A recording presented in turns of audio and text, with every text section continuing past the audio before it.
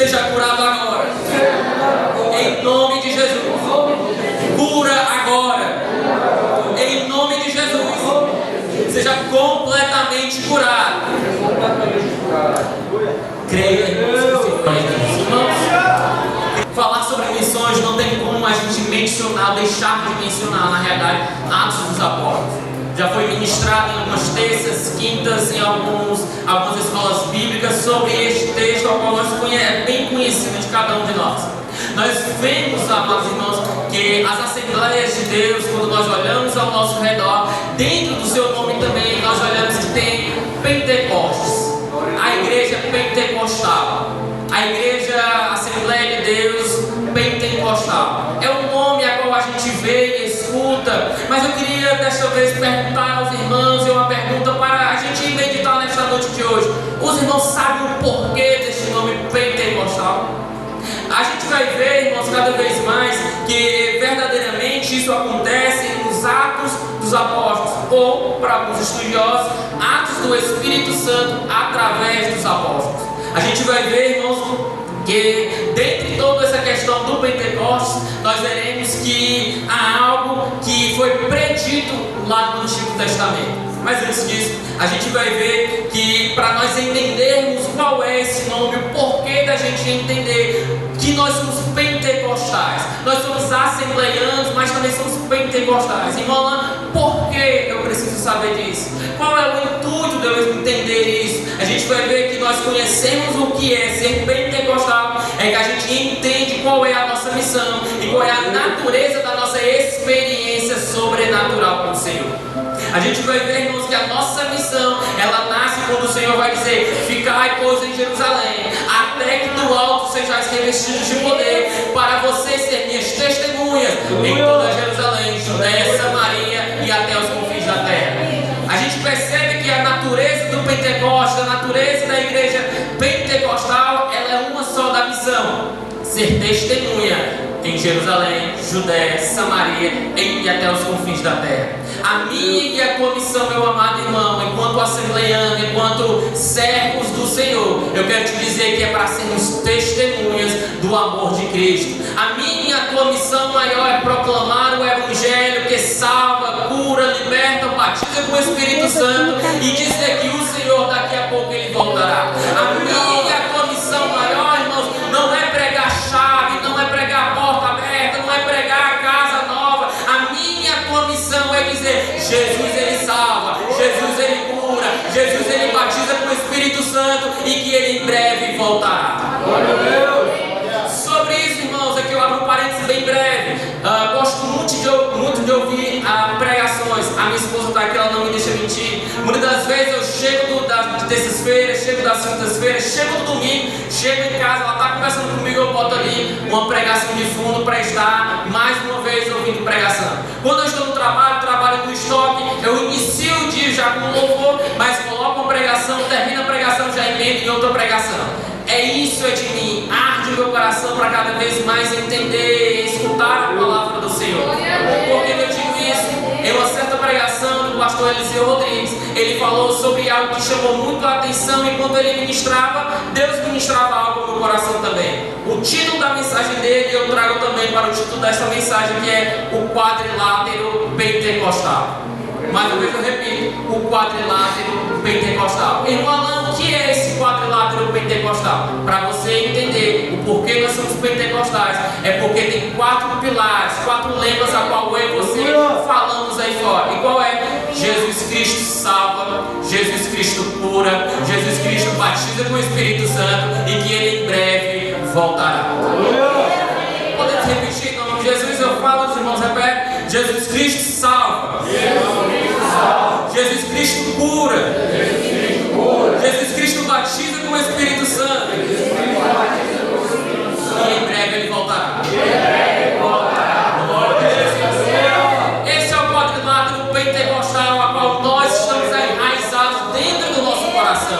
Dentro do pentecostalismo clássico, nós vamos ver esses quatro lemas, esses 4 pilares. E eu quero iniciar, irmãos, sobre o primeiro. Deus me deu uma palavra temática. Então, eu vou pedir talvez um auxílio da Andressa para ela estar projetando aqui alguns versículos em nome de Jesus. A gente vai ver, irmãos, que o primeiro pilar é Jesus salva. A gente vai ver que desde o Éden há algo que afeta a todos nós. Afeta aqueles que já se passaram, afeta a nós nos dias de hoje e afetará aqueles que ainda estão por vir. Você me pergunta qual é, eu te respondo: pecado. O pecado, irmãos, feito lá no Jardim do Éden, ele atinge a nós até os dias de hoje, atingirá aqueles que ainda estão por vir. A gente vai ver, nós conhecemos, não preciso me desgastar. Você bem conhece a história quando Deus ele vai dizer: Adão, no dia que tu comeres do fruto do conhecimento do bem e do mal, certamente tu morrerás. No momento em que Adão ele come do fruto, naquele momento ali, a gente já fala algumas vezes em doutrinas e escolas bíblicas, ele não morre fisicamente, mas a gente vai ver que na natureza do homem, morte no seu original é separação. Naquele momento, Adão e Eva morreram espiritualmente por conta do pecado e da desobediência. Então a gente vai ver que desde o Éden até os dias de hoje, essa questão desse pecado, ele está na natureza do ser humano, porque aquilo que estava no Éden foi corrompido por conta do pecado. Então a gente vai ver que Paulo, ele escrevendo aos Romanos, no capítulo 3, verso 23, ele diz: porque todos pecaram e destituídos estão da glória de Deus. Paulo está demonstrando, irmãos, para os irmãos que estão em Roma, demonstrando para eles que não existe grande nem pequeno, não existe rico e nem pobre. Todos pecaram, então todos nós estamos destituídos, afastados, longe da glória de Deus. Em outras traduções, irmãos, ele vai dizer: todos pecaram e estão afastados da presença gloriosa de Deus. Em outra tradução vai dizer: pois todos pecaram e não alcançam o padrão da glória de Deus. O padrão a qual se tinha, irmãos, no Jardim do Éden, de uma intimidade, de uma adoração, de ver o Senhor face a face, esse padrão, ele foi quebrado. Por que, irmão Alan? Por conta do pecado. Paulo ainda escrevendo, irmãos, aos Romanos, capítulo ainda 3, no verso 10 e 11, projeta para mim, Andressa. Vamos ler todos juntos? Como está escrito: não há um justo, nem um sequer. Não há ninguém que entenda, não há ninguém que busque a Deus. A gente vai ver que a natureza do ser humano, irmãos, ela não busca a presença do Senhor. A natureza corrompida pelo pecado, ela não vai querer a presença do Senhor, porque ela vai querer somente o que lhe apraz, o que vai amaciar, saciar o seu próprio ego, aquilo que vai se deleitar a sua carne. Então ele não vai querer mais buscar as coisas do Senhor, ele não vai querer ir mais atrás do Senhor. Mas o Senhor, ele é tão maravilhoso que ele não deixa a sua criação, ele não vira as costas para a sua criação. Mas a gente vai ver que Deus, a todo momento, ele está indo atrás do ser humano. A gente vai ver que ele faz aliança com Noé, ele faz aliança com Abraão. Ao decorrer de toda a humanidade, a gente vai ver que ele está presente no meio da população, no meio do seu povo, porque o nosso Deus, ele não é um Deus tirano. O meu e o teu Deus é um Deus longânimo, é um Deus amoroso. Mas também eu quero te dizer que ele é um Deus justo, e que quando a gente erra, ele nos corrige. E a alegria que nós temos que ter é: graças a Deus que ele ainda me corrige, porque o Pai, ele corrige ao Filho a quem ele ama. Se eu e você somos corrigidos pelo Senhor, nós nos alegremos, porque o Pai ama a mim e a você. Em outra tradução ainda, irmãos, no capítulo 3, verso 10 e 11, ele vai dizer: como dizem as Sagradas Escrituras, não há uma só pessoa que faça o que é certo, não há ninguém que tenha juízo, não há ninguém que adore a Deus. Como nós estávamos, irmãos, há 5, 10, 15, 20, 30 anos atrás, no caminho da nossa casa, da igreja, minha esposa, ela falou hoje como é que a gente estava alguns domingos de anos atrás. O que a gente fazia? Porque eu não consigo mais me ver não vindo mais para a igreja. O que a gente fazia? Que parece que se esqueceu. Como é que nós estávamos anteriormente? O que a gente fazia? A gente assistia uma televisão, assistia um filme, assistia uma série, brincava na rua, fazia alguma coisa. Mas a gente percebe que tudo que eu e você fazíamos anteriormente, a gente não adorava a Deus. O padrão do ser humano, irmãos, a natureza caída, quando nós olhamos para a natureza do ser humano, quando nós olhamos para nós na antiguidade, 5, 10, 15, 20, 30 anos atrás, o meu e o teu diagnóstico era perdição. O meu e o teu diagnóstico, irmãos, era condenação. O meu e o teu diagnóstico, irmãos, era morte, e uma morte sem Deus. Era uma morte eterna de ranger de dentes, de prantos, de choro e de enxofre. Quando nós olhamos, irmãos, para a perdição, quando nós olhamos para a natureza e o diagnóstico do ser humano é perdição.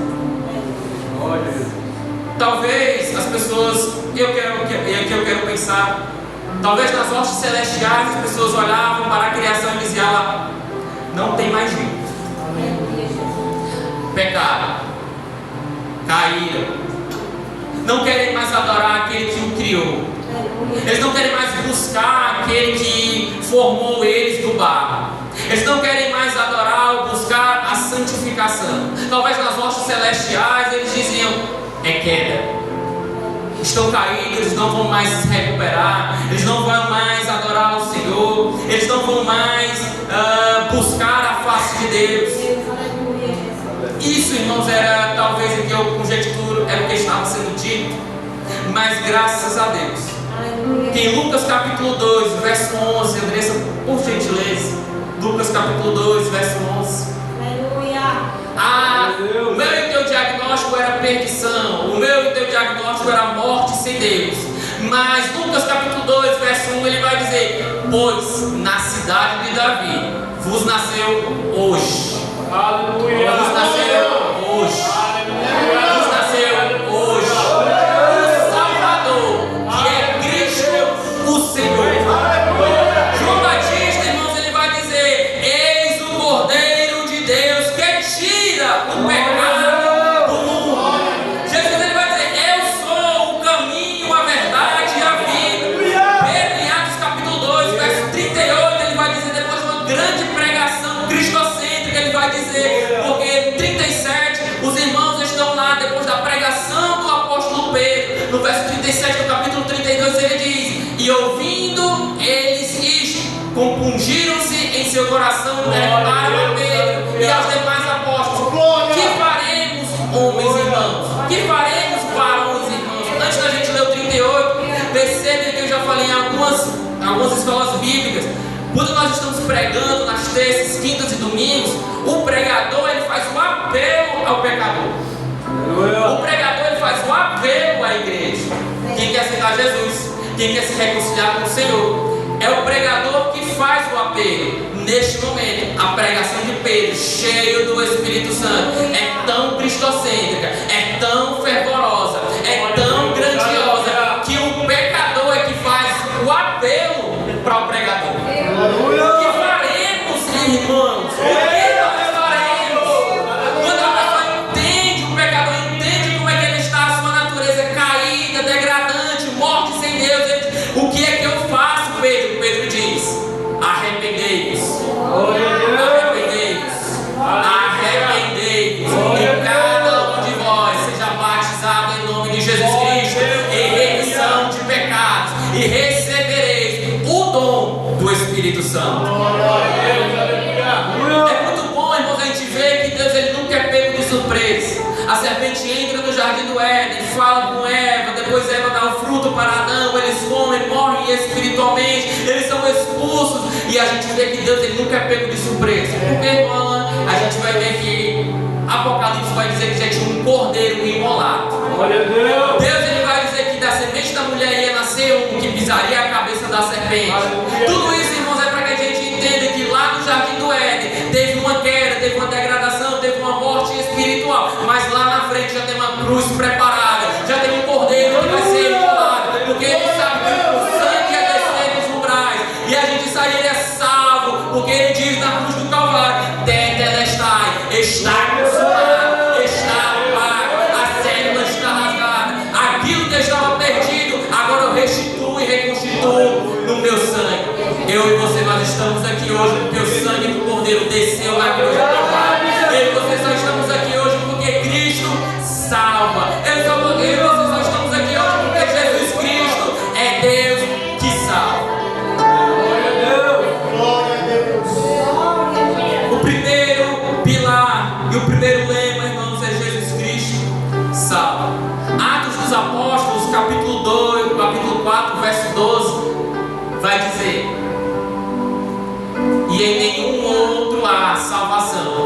porque também debaixo do céu nenhum outro nome há, dado entre os homens, pelo qual devamos ser salvos. A minha e a tua salvação só está em uma pessoa, Jesus Cristo. A minha e a tua salvação de eternidade, de alegria, de júbilo em uma eternidade com o Senhor só está em uma pessoa, Jesus Cristo de Nazaré.